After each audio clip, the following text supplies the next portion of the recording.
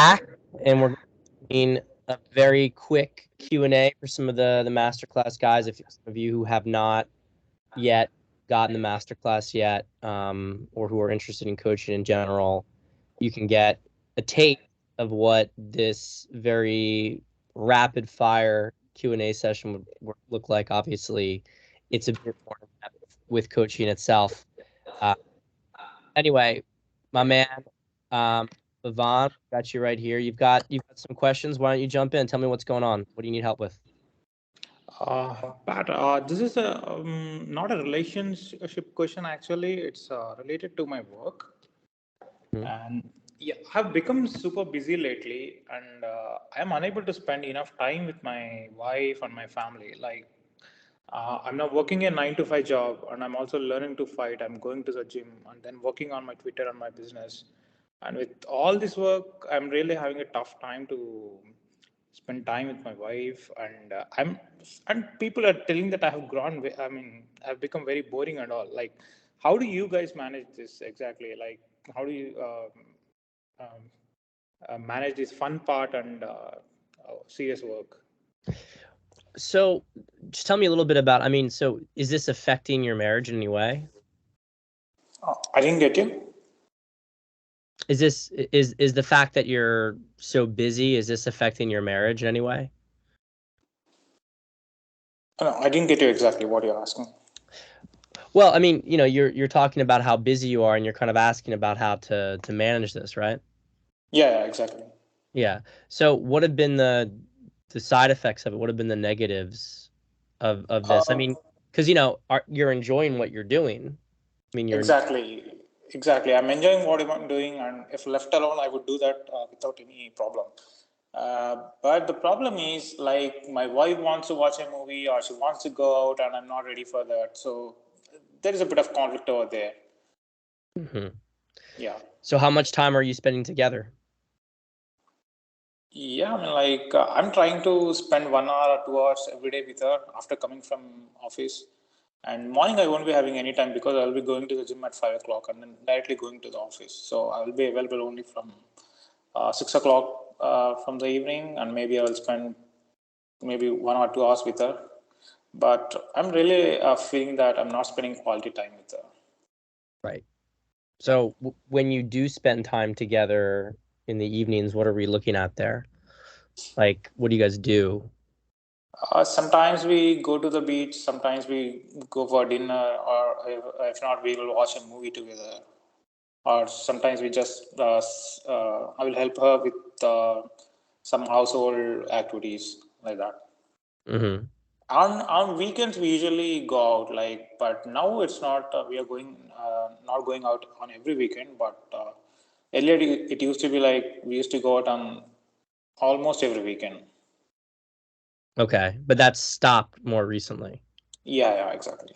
Why has it stopped? Yeah, mostly I'm working on the weekends also. So yeah, I'm having a lot of work. I'm just starting on Twitter, like, yeah, Mm-hmm. and everything is new to me, so it's taking a lot of time for me to adjust to this business and all.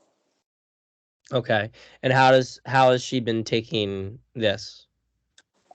It's not something very serious, but I do, I do experience some kind of, like, she's asking me to whether we are going this weekend or not. So she's asking like that every week. Mm-hmm. Yeah. Okay, and you've been saying recently, no, I got to do this, I got to do that. Yeah, exactly. Yeah. Yeah. Like, the Well, problem is, in my previous relations, when I had girlfriend and all, like, it used to be a major problem because I was preparing for CFA and all, and I used to spend very less time with her. Like, it used to be a very major problem then, and I was a bit worried that am I repeating the same thing again in my marriage too? mm-hmm. Yeah. Yeah. Well, look, some guys are going to disagree with this, but I want to be practical about this. The manosphere in particular talks really heavily about, you got to focus on your mission, you got to be the best man you can be, and look, obviously you want to do that stuff. Obviously you want to do that stuff, but in the context of a relationship, there is a point where it actually becomes a negative. And let me be precise in what I'm saying here. You got, if you were a single guy, uh, and you had a kind of lifestyle like this, girl would be maybe drawn to you. She'd see your drive. Her time with you would be really precious and really desired, right? But once she gets you, once she's like the kind of chase aspect of it is over and you guys are married, then that sort of dynamic that existed in dating begins to shift, and what actually is demanded more, required more, is to build the connection between the two of you. Yeah. And what happens is that when we and look, I'm very similar with this. You really want to focus on your mission. You want to you want to focus on growing and expanding, but it's kind of like the relationship doesn't get the watering it needs, and so it doesn't become exciting for the woman. It begins to feel like neglect to her. Yeah. So what, setting aside quality time with the two of you is really, really important. And one of the things here is just frankly, you will have to set some level of parameters around yourself. And so you work, okay, you're working 10, 12 hours a day during the week, but then, working in the gym and everything. But then you have that, and it doesn't have to be necessarily every night, maybe a night or two during the week. It's just an hour you spend time together, but then you're going to mostly want to be carving off blocks, and probably blocks for more than 2 hours. And especially with the weekends, you're going to want to have at least a day that you're going to be able to spend some time together. Every weekend? Yeah, I would say so. I mean, look, part of this is, you know, let's also put it this way. Um, Maybe it's okay right now, but the separation over time will take a toll, and you're going to have to deal with this anyway when you have children, unless you want to be separate from them as well, always doing stuff. I think it's just important to look at it like, treat your relationship to the same degree that you would treat the gym or your business as something that demands a level of investment and a level of effort to maintain and to grow. You don't have to, like, for instance, I don't think that there's anything wrong with watching a movie occasionally, but, and I think you probably would agree with this, it's kind of like a low ROI in Yeah. terms of connection. Like, you guys are both focused on another thing. So, television and movies, I'm not saying like, once a month or something like that, you see a movie together, that's fine. But if that's the main way that you guys connect, that's kind of like a cop out. And even if she proposes it, it's not what she really wants anyway. But I would make it like a priority for you to think, to like consider connecting in a relationship up there with your other tasks almost that Okay. you that you got to do for the week. Because look, she knows you're a great guy. She loves your ambition. She loves the fact that you're building and growing, how you look. But there's also, it becomes a comfort issue. It's not a desire issue. And this is the big thing, is that the like manosphere is always telling guys to like work on your desirability.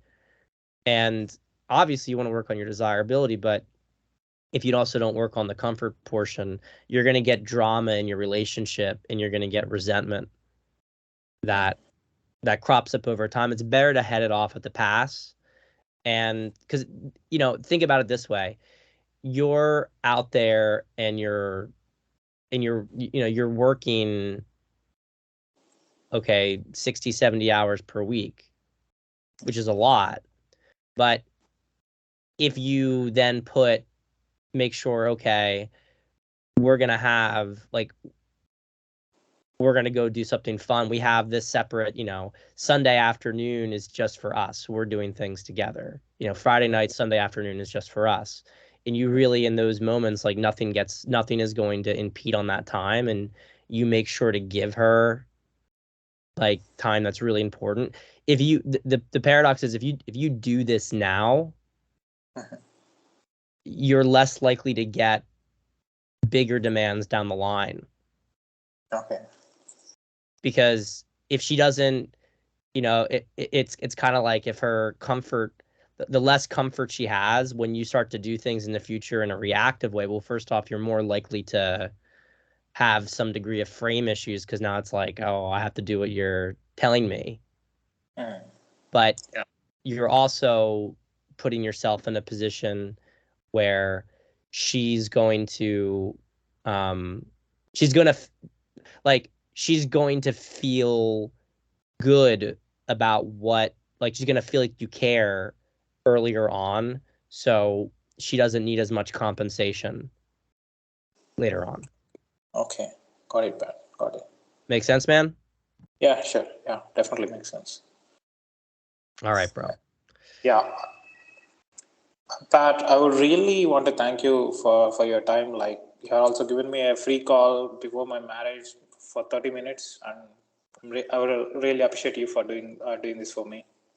Hey, of course, man. I mean, it's like, yeah, I remember when we talked years back when you got on one of the pro bonos, and yeah, exactly. hey, well, and I appreciate you getting the masterclass. I hope it's been valuable for you. Yeah, man, it's really valuable in making a lot of decisions regarding my marriage. Thanks a lot for this. Hey, of course, bro. Yeah. All right. Well, you can sign off when you got. I'm getting the next guy in here right now. Okay, man. Thank you. Bye. Awesome. I'll see you, bro.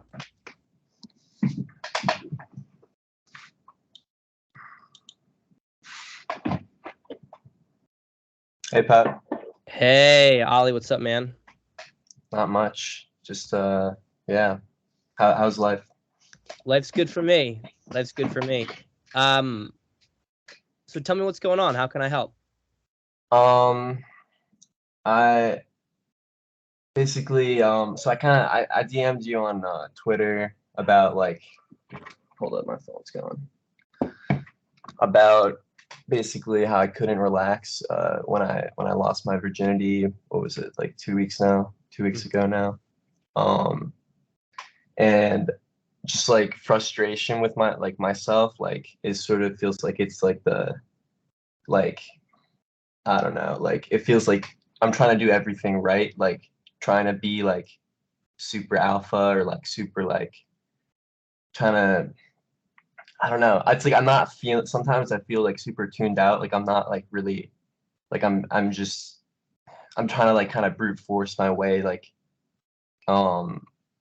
to even I'm trying to make things fun for the girl, when I'm flirting, even when I'm not feeling fun, I feels like I'm kind of just kind of acting through it, or I'm not letting myself be nervous, I'm kind of fuck, why am I nervous, I just I don't know, it's I'm not accepting myself where I'm at, how I'm feeling, if that makes sense. Sometimes I can do that, and everything is just every when I'm talking to girls in that, and that, everything's so much easier, and I feel I don't know, it feels good, and everything's a lot more natural. But sometimes I'm not, and I kind of freak out, so I just try to force everything, and sometimes it works. I'm pretty inexperienced with girls. I'm 18. I had my first kiss last year, and I felt super tuned out. I couldn't enjoy it. And same now with this last crazy girl about 2 weekends ago. Like that was like it was a lot for me. I just kind of just kept like, you know, like I don't know, like I was escalating and everything. Everything was like, and like we're both very socially comfortable with each other. I just couldn't like, I don't know, I just couldn't enjoy it, and like I don't know. And then, you know, I mean, there's a bunch of stuff afterwards that if we had more time, I'd talk to you about, but about like, but I think I should have kind of know what I should have expected what was going to happen, knowing what I knew about her with um I don't know, like with drugs and What happened? yeah. Just go on. What happened? Okay, so basically like we kind of been flirting for like months, and then like I went to like this like event with her, and like uh I don't know, like I gave her like a like a neg out of nowhere, and she got really embarrassed in front of me, like my two friends, and then later her friend was like I'll pay you $50. I'll give you $50 if you get with her by the end of the night. So I was like, oh my God, like I didn't do it that night just because like I could have, I don't know, but I went home, and then the next weekend I threw a party, and she got with me at the end of the party. And I just like was like, hey, you want to come to my room and see my computer? And it like went from there. With like two monitors. Yeah. That happened. Oh yeah, and then afterwards we went to a comedy show.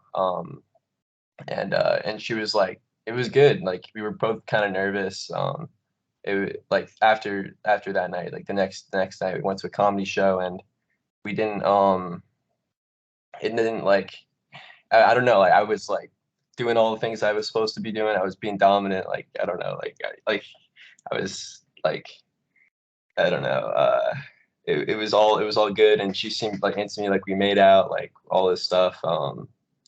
And then basically over text the next week I like invited her out like 3 separate times, and she like wouldn't open it. It was her birthday 3 days. I wish her happy birthday. Like she didn't open it till like 10 p.m. She's like, and then eventually I was like, did I do something to hurt your feelings? Because I didn't text her for 2 days after our date, just because I kind of was really revved up, because I never like had that much like good shit happen with the girl, and like done so much in such a short period. Um, and basically from there we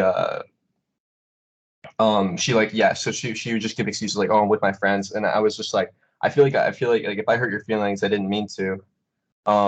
Like uh what else did I don't really remember exactly what I said, but it was just like can I call you like to talk or something? And she was like, oh my God, no, it's okay, like uh, um it's I'm just not on my phone that often. Like meanwhile, like, you know, it's like 15 hours like Yeah. not like looking at my snap. And then so I met her like 2 other times, and then just like left it from there, because it was just, you know, so something was off. So and then I saw her at school, and like it's a really small school I go to, and we just would like, we have friends in common, so we'd like be near each other, and like they knew, and it like we knew, we were just kind of being like awkward, kind of pretending nothing was going, like we kind of like we're still like we weren't pretending nothing happened, but we weren't, she just seemed really like uncomfortable and scared. And then eventually at lunch, like what was this, Friday, I was like, I was just kind of like waiting for her to like say something to me, to like explain like what was going on. And then at that lunchtime I was like, what I say, I was um I was like, I honestly, I feel, oh no, no, I was like, I feel really confused, like, to be honest. Or no, no, before that I was like, we were, because we were at lunch with a bunch of other people that didn't know we got in with each other. And I was like, can I speak with you in the hall or something? I said something like that, and she was like, oh my God, he's trying to kidnap me, so like, and then like the friends kind of knew what was going on, because like they were like, I'd let him kidnap me, and like I don't know, like because they could see through. I was just like, fuck, like what is she doing? Because she's being like, she's a really immature girl. It's basically Sure. what I found out. Sure. And then from there, I just like I eventually, like 2 minutes later, I was just like, honestly, I feel really confused, to be honest. If you feel like you just need to tell me, just like let me know. Like I said that, and she was like, can we talk about this later? So I just like left and got a drink at the deli. And then I came back and she was just like kind of seemed like freaking out, like tapping her computer in the hallway when I walked by, and like, yeah, that's kind of how I left it. And we haven't spoken since. Yeah. Well, look, I mean, first off, you're 18 years old, and so it's normal to be going through this kind of stuff. You're dealing with women in their most feral state at that time. I've always said that the red pill, there's never been a more real, like the red pill is always, how female nature is like it's true throughout, but as women get older, there's stuff that gets built on top of that kind of basic program. And so you can't just rely on it as the only thing because women mature. And so they know themselves. And so they kind of transcend some of these behaviors.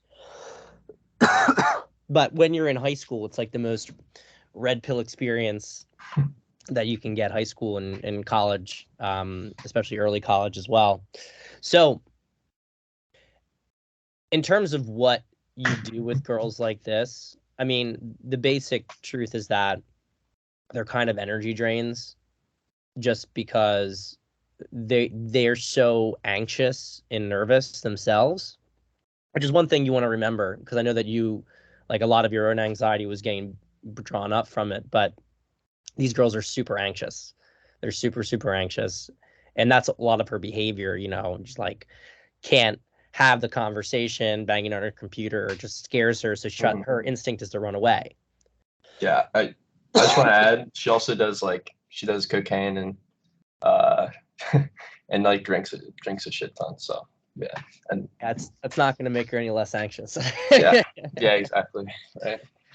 Yeah. So I mean, the main thing I'd say though, just for future reference with girls, because you may run into girls, probably you will run into similar behavior, maybe not to the same extreme, but when you start to get an indication of the girl disappearing, and I'm speaking in the context of this age bracket and girls who have this kind of pattern of behavior, you don't want to be trying to, keep asking them out, or to keep, let's talk and like what's going on. Because as guys, it's like we want to have the resolution to the situation. Like we want to try to fix it. Yeah. And her agenda is just to not feel anxious. And so you realize if the issue on her end is coming from anxiety, then you trying to, let's just have a conversation. No, let's just have a conversation and fix the problem. She's like, that just makes her more anxious. She's more likely to run away. Yeah. And of course, it can start to communicate a level of neediness to her that, oh yeah, well, there's other reasons. She can start to create a story in her mind that she actually doesn't like you. Oh, he came on too strong, even though it's kind of like gaslighting, because she did lead you on, and you're just trying to. So what you actually want to do with girls like this is you want to really roll with it as best as you can and just understand and just play it really cool and be chill, especially when you have this operational flexibility that you're going to see her in class and whatnot. So you send her a text message and she doesn't, answer it or whatever. You could send her another one that's kind of like, I always like using like eye roll emoji or something like that. That's playful and doesn't really show that you're really pissed off. It kind of shows you're pissed off without actually sub-communicating you're pissed off. And that'll usually get a girl to respond. But even if she doesn't in person, you just see her and then you act totally normal to her, and you almost just kind of, smirk and say, hey, what's going on? Yeah, that's I was kind of doing that in the beginning of the week, but then like she just I think she got to me. Like, I don't know, like it was just so frustrating because it just feels like she's right there. Like it's like she's just I don't know. She's like so distant but so close, because like it doesn't make any, I don't know. It's really confusing and frustrating. That defines women, younger women in particular. I mean, they have no idea what they want, and they're the most impulsive creatures out there. But you know, if we're being honest, we like it. You know, part of us likes it. It's there's because it does it's this problem that we can't fix. Is what it is. It's so yeah, man. But everything's good after that. I mean, are you moving on the future prospects? I'm basically again, like I go to a pretty small school. I mean, I guess I'm in the city though, so like there's, you know, a lot of opportunities, like, and like some bars, and like I guess just like day game and stuff. I don't really do that stuff. It's kind of just like my perfectionism. Like I don't really have a good like inflow of like new girls, or I don't know. Part of like online dating, like also, I mean, that's like I haven't like heard what you think about that, but like I don't know. Part of it kind of like, I don't know. I feel very like like my perfectionism. It's like I don't. It's kind of I put a lot of pressure on myself, and it kind of makes me like not want to start. Like I get kind of like stuck. Like I don't know. Like the two girls, they kind of came to me. Like they were already both like into me. I didn't really like initiate it that much, besides like being like flirtatious. I mean, like obviously I escalated in the situations, but they were like, I kind of knew that they were pretty like interested in me to begin with. Yeah, so that's kind of a problem, and I'm going backpacking in Europe this summer, so that'll be like probably a lot of opportunities there, and you know, college. And I think we're almost done, but yeah. Yeah, well, look, I just say, I know you're at a small school, and you'll have so much fun with backpacking and everything, but at school, everything is tribal. So my main advice to you is really just try to build up your social network as much as possible within there, and throw parties, just you know, just be the person who brings fun. Yeah. That's not necessarily something that, it's obviously helpful with women always, but there's more to it generally. But in the college context, that's really how you get girls easier, like the easiest way to kind of to deal with it. Yeah. So use the opportunity, just expand your network, and look, with this girl that you hooked up with, and with future girls like it,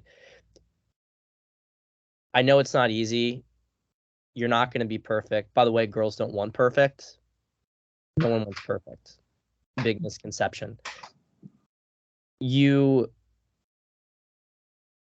just continue to, as you run into her, because you're going to keep running into her, just like laugh at her, just find the whole thing funny, you know. Yeah. Nervous like that, you actually want to see girls nervous.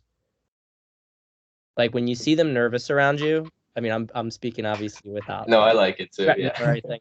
For other people watching this who are like, oh, we want girls nervous.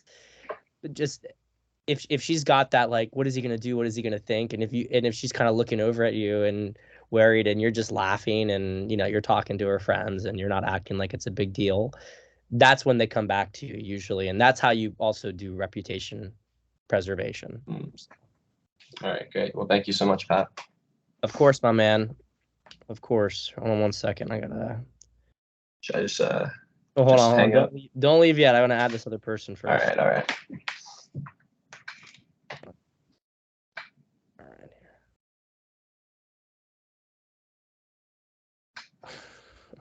Where are you going in Europe, by the way? A few places. I'm going to Barcelona, Italy, like Sorrento and Rome, French Alps. It'll be awesome. Yeah. Yeah, that's Munich. that is absolutely incredible. Especially, I had a lot of experience in Rome in particular. I haven't had a chance to see some of these other spots, but anyway, man, the other guys on here. Take care. Yeah, I'll see you, Ollie. All right, talk to you later. Liam, what's up, brother?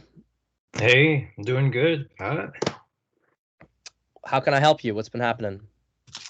Okay, well, I didn't necessarily get the format of this, but I have a couple questions that are just swirling in my head, and I figured I would just share them here. So, first, um, I've been thinking about the previous relationship that just ended for me. This was 3 months ago, and I've been thinking about how do you not kind of hamster wheel over these things?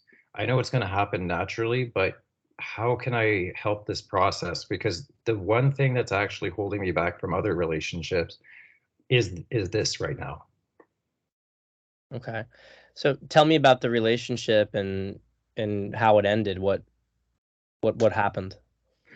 Yeah, so with Kathleen, it lasted 8 months, and it got pretty deep. There was some pretty good bonding happening there, but how it ended was extremely weird. We were doing extremely well. In fact, 15 minutes before she broke up with me, she sent me a text saying we should meet twice per week. Once, just staying over on the weekend is not enough for me.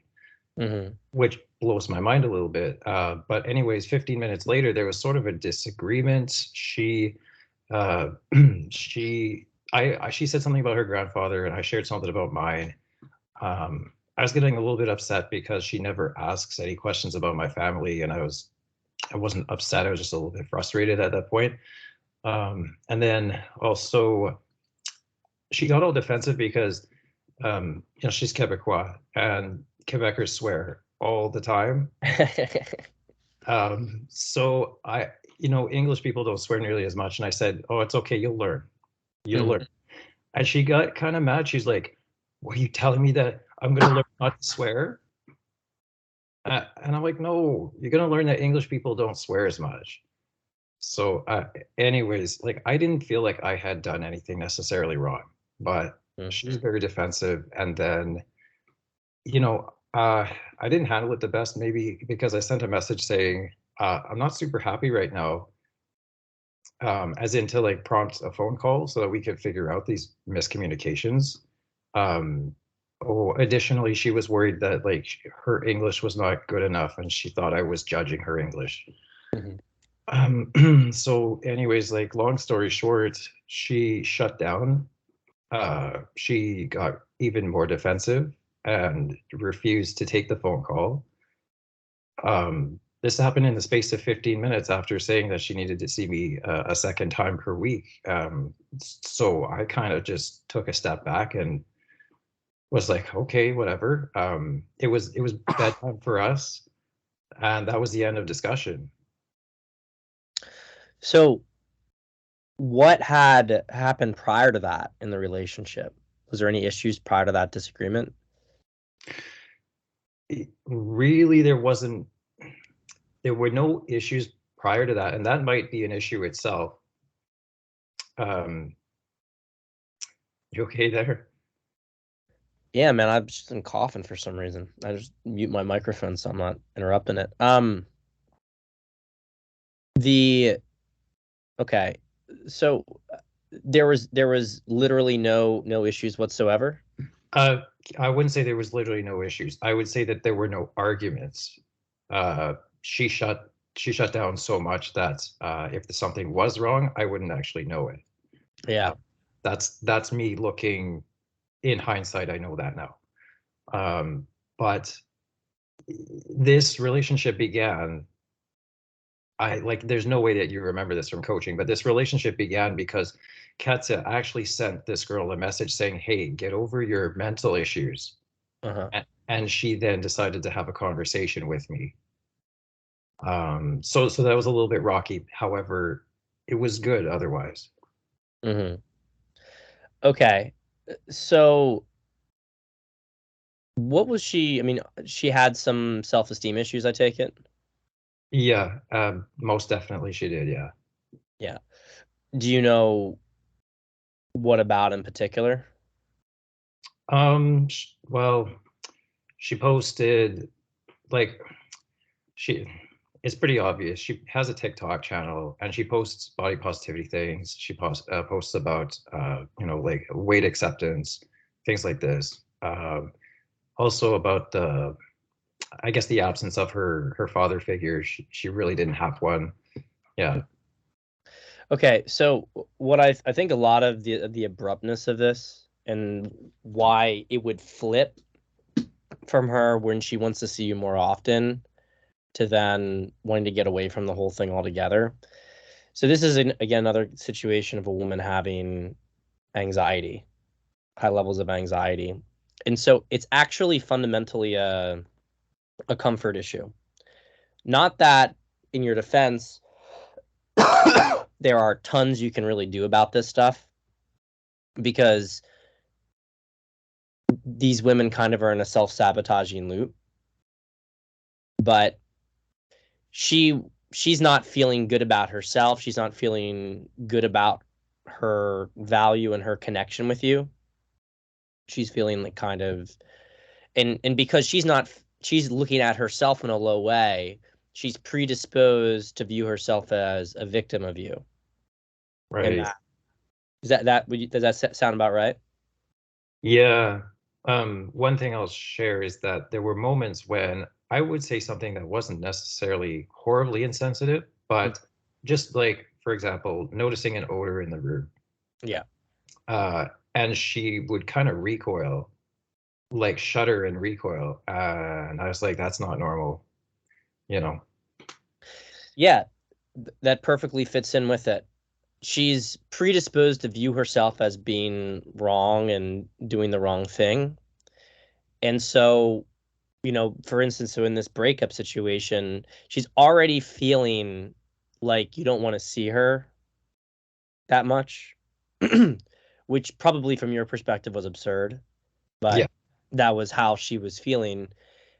And then when you made this kind of comment about, oh, you'll learn or whatever, it's in her state of mind, which is already hypersensitive. She now she views the relationship as basically a source of pain, because it's mirroring her own internal dialogue back at her, even though you're really yourself not doing much of anything wrong. I just want to say that, because while I'm not saying that there weren't other things that you could do, you get, if you really, fully understood all the levels of this and exactly when she gets triggered, because the thing is, if we're being realistic here, she gets triggered, then that triggers you in some way too. That triggers your own patterns, which aren't necessarily constructive for it. But at the end of the day, it's very difficult to deal with a woman whose impulse is to constantly run away. Mm-hmm. Because what do? I mean, you go and you chase her, try to get her to come back, but then what you're doing is then you're actually starting to bleed out your desire towards her. So then she's like, oh well, because the problem is that if she doesn't believe herself to be of value, and so that's why she wants to get away from you, because it's reminding her of her low value. And then you chase after her. She's like, well, I'm low value, so now why is he chasing after me? Yeah. So it is a pretty crazy thing with the self-esteem issues that a lot of women have today. And and I will say this, the red pill gets a lot of stuff right on the fundamental level with women, but they also, like, this is a huge blind spot. They never talk about why a woman behaves a certain way because she doesn't feel good about herself. It's like, doesn't enter their mind, because it's actually, the red pill can often be very solipsistic, because it's always focusing about women are doing everything against men and they're doing things because of the man, when it's, Well, if you never integrate, then you never even consider the opposite side of your experience, right? yeah, 100%. No, 100%. So what else you got? You got another question? Yeah, and that's helpful. So the other question here, so for the current situation that I'm in, I have been moving on fairly successfully and found someone who's pretty awesome, This one I kind of shared with the Masterclass group chat, and this girl is recently, as recent as May 2020 when COVID hit and all that stuff, discovered church life and has gotten really into that. Wasn't actually something that she was into before, but got into it very deeply, and everything about her is pretty good. So like I would say she checks the non-negotiables for me, and a lot of the good optionals as well. The issue at this point though is that she wants to be celibate. She wasn't before. It's hard to say. I really don't see this girl as being like a whore in her lifetime. I don't see that. But what I did discover on one of our dates was that she left a relationship that was on track for marriage. It lasted 2 years. Pretty much devastated her. I don't know whether she got left or she left. I don't know. But anyways, she had like, very sexual period after that. My question is I guess twofold. Okay, first of all, I'm very disturbed by women who get like really, they just sleep around after they break up. And I don't even know why I'm bothered by it. I just like to kind of figure that one out. The second part of the question is, I know that she has now said, yeah, saving sex for marriage. Okay. I asked her, well, we had a talk. She said, well, 6 months is pretty reasonable. I know that Ben in the group chat said, don't make it a negotiation. If you negotiate, you're just going to lose. I don't know what to do in this situation. Yeah. Yeah, well, I'd agree with Ben from the standpoint of arbitrary. It's just arbitrary. If and when you kind of set arbitrary stuff like that, and look, I'm saying with the woman, maybe she puts it herself, but it's really more of a delaying tactic than it is something, reasonable. Because then that date can come, and then she says, "Well, I still don't feel ready," because at the end of the day, it's how she feels. Does she feel ready to have it or not? I think it's reasonable to not, demand sex immediately, but on your own part, it's kind of like I would continue to try to move things forward. I mean, and when also just get another piece of information here. When she says, when she says that she's not going to have sex, is that not anything sexual? Yeah, that's a good question. I still need to discover that one. So, I don't know how to even describe the previous date that we had, but basically it was like heavy petting right up to the point of taking the pants off. And then I basically burst out laughing, and we just kind of started laughing at each other. Because we'd already, like, I'd said, hey, I want to go all the way with you. And she drew the line and she said no. So, I mean, anyways, I continued and I basically just like started laughing. We started laughing at each other. And then we kind of had more of a like a pillow talk, except for the fact that there was nothing that happened. Yeah. Okay. How many dates has that been? We're on 6 now. Right. So we're like a month and a half in. Okay. So I would, keep dating her and move forward and, try to escalate with her again.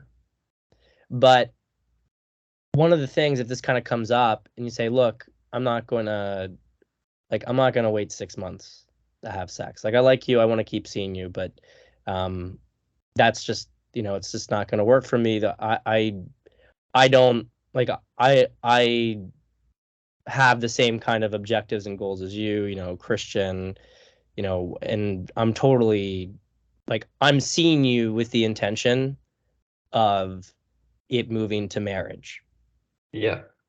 But so you say all that stuff. You say, but I'm not going to like do arbitrary date. Oh, on this date, then I'm not doing that. So that's, you got to figure out for yourself with it, and then kind of leave it there. Right. Okay. So in this sense, it would be wise to just to kind of, I don't know how to say this, to confront it, to see like you're saying it's an arbitrary date. What you're saying is I should be deconstructing it to what it realistically should be, the reason for the delay and how it should progress. Yeah, I mean, what is stopping her from having sex with you is two things. The first of it is that she has a level of shame herself around her past behavior, and so she's trying to sort of, reject the whore archetype that she maybe briefly indulged in, and now is moving more towards, the Madonna one. And and this is a narrative she tells herself. It's not who she is. I mean, it's just a narrative that she tells herself because she feels good to be able to be that. And on the part with you, I mean, she likes you, but she thinks that you're going to accommodate that. But the issue is that if you accommodate it, then then the whore part of her gets shut down towards you, which means she desexualizes you. Mm-hmm. And so this is a really common thing that comes up with Christian girls. So you need to, speaking of integration, you need to help her integrate those two things together. And so you deal with the problem in this case by essentially acknowledging one of the big aspects of this, which is that she um she doesn't want to feel cheap about sex because she's associated it in this cheap way.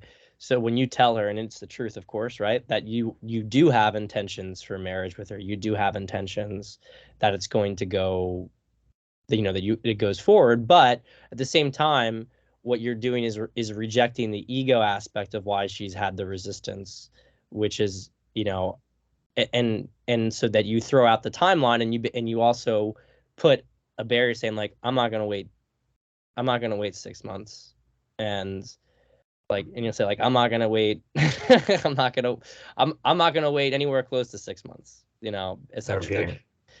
But it's like, and this is my intention. I want this to move forward naturally. And if and and you just let her know. It's like, if that's something that you don't feel like doing, if you're hard set on it, then um and what you can say to kind of give her an out so it doesn't create an immediate tit for tat thing that says, look, you don't have to have sex with me right now. It's like, but I'm not gonna wait 6 months. Right. Okay. Yeah, leave room in there. Okay. Yeah, so the amount of time, like you said, is kind of arbitrary. It's more the reassurance of the intent, the reassurance that our desires are aligned, like that we're going towards the same thing. Yeah, which, I mean, realistically, if you look at that pragmatically, it doesn't take 6 months to do that. No. Yeah. No. And also, look, some people will disagree with this, but I don't think a girl who's if you're a born again Christian, like, you had a past where you slept with a lot of people, and then you're not going to, like, well, I would personally expect that person to have taken at least 2 years off dating entirely before they have any credibility in being able to set, like, I'm not going to have sex before marriage. She has, yeah. Yeah. I mean, this is one of those things where she's interested in you. She's obviously attracted. I think if you deal with the main objection, and but you also set your own kind of boundary, every time you see her, you make a move, you try to escalate, and you just kind of set in your mind. I mean, I wouldn't tell her if you don't do it by this point, but she should know that you will be on your way out, essentially, if this isn't essentially addressed. Like she's not going to be able to set those kind of deadlines so that she can think in her mind, if I reject him, is he going to go? Right. Is he going to leave? Yeah, that's a tough one, because I don't even really want to answer that one. Compared to the quality of everything that the amount of work that I've done in the 3 months to be able to filter out this one girl, yeah, I don't want to answer that question. It's a lot. It's a shitload of work. Yeah, but I mean, like, the reality is that you're going to have a boundary yourself. Otherwise, she's going to control everything in the dynamic going forward. Mm-hmm. So look, I mean, I'll say this: if you're really enjoying it, you're perfectly like you obviously don't want to wait that long. You don't want to have these arbitrary deadlines. You have that conversation with her. You can keep seeing her. Maybe you see her another month. You know, you make moves. You're okay with the fact that maybe you haven't had full sex. Maybe she starts to get more sexual, but doesn't go to full sex. Look, she can, as far as I'm concerned, she can like give incremental improvements with it, so to speak, incremental indications of her own sort of intent. But there needs to be some aspect of it happening. It needs to start to move in that direction, because otherwise, I mean, and I know some trad people will listen to this and they'll disagree, but I've seen so many trad relationships blow up because they don't understand. They don't understand how these women operate in their mind, what's going on in their mind. Because the women themselves are really mixed up with their own sexuality. It's not like, well, she said this and, she's a good Christian, you have to honor it. Well, she's going to get anxious and blow up the relationship. There's also just human nature, which we can't ignore. You can't just point blank ignore human nature. Yeah. Yeah. I don't think it's natural to not have some degree of progression with the way that we do modern dating. Like, if you're going to do dating in a completely different way, that's one thing. But if you're going to do it in the modern context, like, you gotta play by different rules. And she'll look, she needs to feel comfortable about your intent, but she also needs to desire you. The boundary is important for the desire. The reassurance of the intent is important for comfort. It's hers to lose as far as I'm concerned if you do that. Yeah. Okay. That last closing comment gave me a bit of confidence. Okay. All right, bro. Yeah. Thanks for coming on. Thanks, Pat. Oh, is there a chance to review this? Mm-hmm. Yep, you'll have it. Okay. Excellent. Thank you, Pat. All right, bro. I'll see you. Take care. Liam, and everybody else watching this. This is a taste of Masterclass Q&A, taste of coaching. So if you're interested, get the Masterclass and sign up to be a client. See you guys.